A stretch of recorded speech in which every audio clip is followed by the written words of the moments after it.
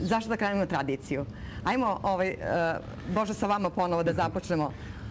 Sve i da nastavimo samo tamo gdje smo stali. Sad dok smo pripremali emisiju, s tobom smo razgovarali, naprosto to su teme, ja bih rekao, kada se radi o tajnim službama ili o ovome o čemu ja govorim ili Dejan o čemu govori, isto, to su iste te neke teme, ali to su teme koje imaju jedan apokrifan značaj. To je nešto što je tajno, koliko god da ga otkrivate.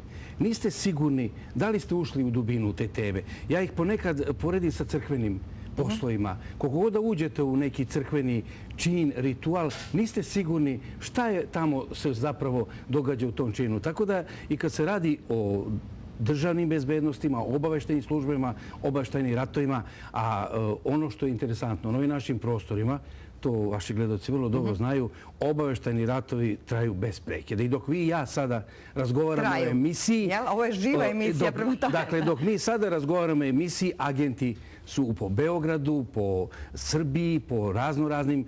Avaks gore leti s njima. Dakle, jedina prava istina jeste da kad prikupljate podatke, dakle, kada radi obaveštajna služba, tajna služba, ona zapravo nikad nestaje. Znači, podaci se skupljaju noću, uveče, danju i ono što je najgore, to je najprljaviji, jedan od najprljavijih poslova u svetu, s obzirom na činjenicu da vi ulazite u tuđa kupatila, u tuđe krevete, da ulazite u tuđe sobe, da pratite tuđu decu i tako dalje, ali to je posao koji je profesija i ja kad se setim svog posla, naprosto morate ga raditi izuzetno profesionalno, vodeći naravno... Da, i od toga nema ništa ako se ne radi profesor. Vodeći naravno računa o svemu tome da je podatak veoma značajan. Dakle, kao što čovjek mora da jede, rekao bih da mora da država ili služba mora da dođe do jednog podatka.